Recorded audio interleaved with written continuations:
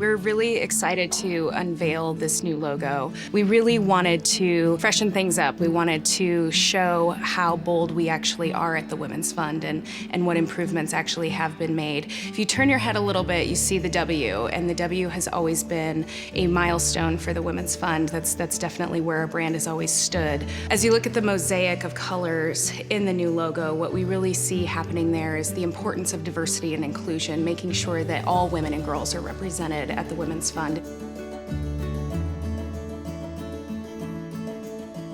The mission of Women's Fund Circles is really to engage the next kind of generation of leaders for the Women's Fund. The Women's Fund has a rich legacy of members from around the Omaha Metro, women who really got this thing started. And I think it was really time just to kind of introduce the next wave of women to the Women's Fund. By getting women engaged earlier as they're, planning their families and their careers, being able to say, hey, here's an organization I care about. They're doing great things through the grants program. They're doing great things with all the initiative-based work, the public policy and advocacy platforms. And so I think there's a little something for everybody.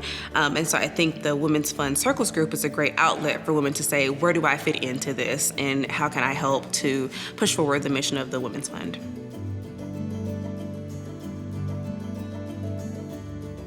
So the Women's Fund is 26 years old now and has this great reputation. They're trusted in the community. They're seen as a leading voice for women and girls. And so they can bring these connections, this respect to the legislature, and really use public policy to improve the lives of women and girls. The Women's Fund's focused on things like equal pay, paid family leave, and a big focus for the Women's Fund has actually been payday lending. It's really interesting because a typical payday borrower is a woman with children who's working and makes less than $50,000 a year and doesn't have very good credit. So she takes out a payday loan, typically about $375 for that loan. And by the time she pays it off, she'll pay not only the $375, but she'll pay over $500 in interest. This really interferes with her economic security. And that's a key issue for the Women's Fund and why we've engaged in payday lending. So when you ask why the Women's Fund should engage in public policy, I would say to you, if not the Women's Fund, then who is going to be at the legislature advocating for women and girls?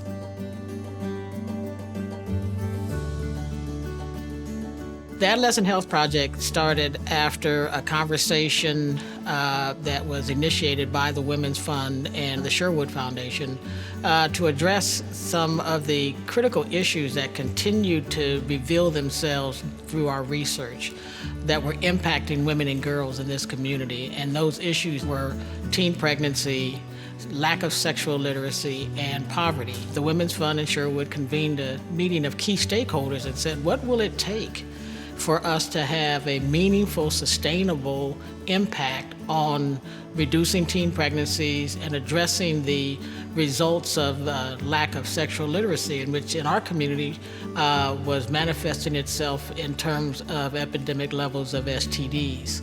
Ultimate success for the Adolescent Health Project will be to see over the course of time significant reductions in the STD rates in the Omaha area, as well as a continuing decline and the elimination of the disparities in teen pregnancy rates in our community.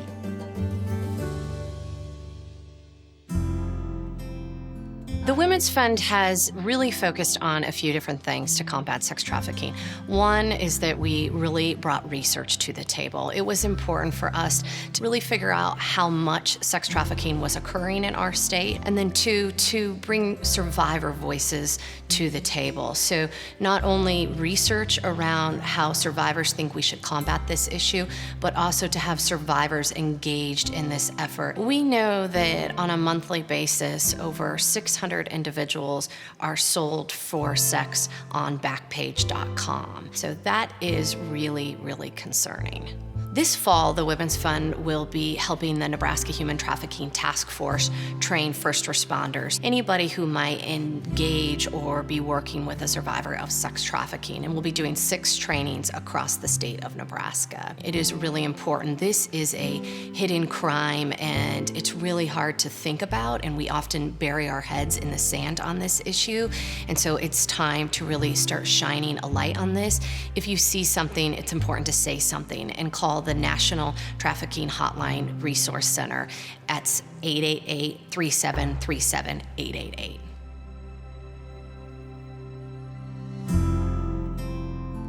The Domestic Violence Council actually came out of research that the Women's Fund conducted. In the early 90s, we looked at what were the gaps in services, and through that research, a task force was developed, and from that task force became a nonprofit organization called the Domestic Violence Council.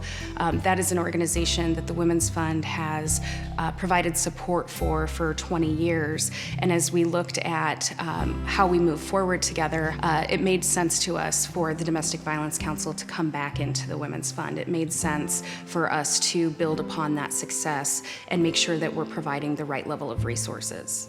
Our mission is to improve the lives of women and girls through research, grants, and advocacy. We are not a service provider. We have no intention of ever becoming a service provider. But what we do want to see happen is a level of coordination to services and to systems. And so really looking at what are the best practices when it comes to providing these services. How are we building capacity for our service providers? We know there's not enough shelters, there's not enough space, there's not enough advocates. How do we make sure that we build that level of capacity for our community?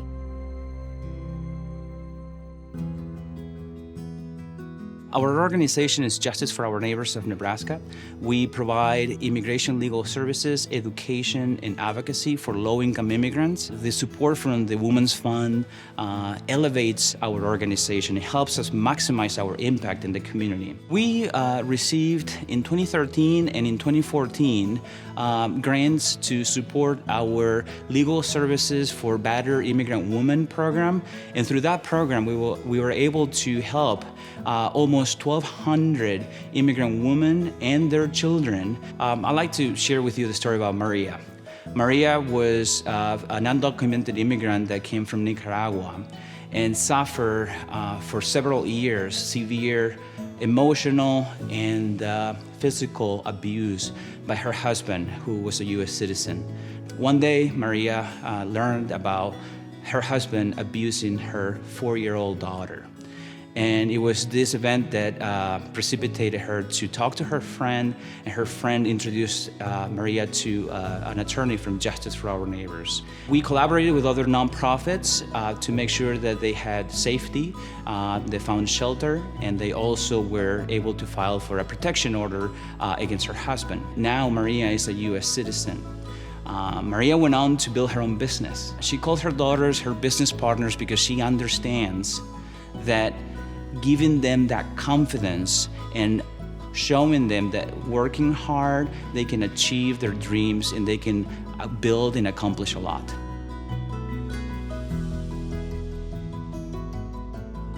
It's critical for the Women's Fund to bring all of these issues together, for our community to look at all of these issues together. We like to say at the Women's Fund, the African proverb, if you want to go fast, go alone. If you want to go far, go together. And when we think about the issues, our priority issues at the Women's Fund, domestic violence, sexual assault, sex trafficking, adolescent health, they all kind of coalesce around the issue of healthy relationships and teaching our kids, boys and girls and everyone in between, what a healthy relationship looks like. We really have to look at these issues as a cohesive group rather than thinking about them in silos, and that's what the Women's Fund will be doing.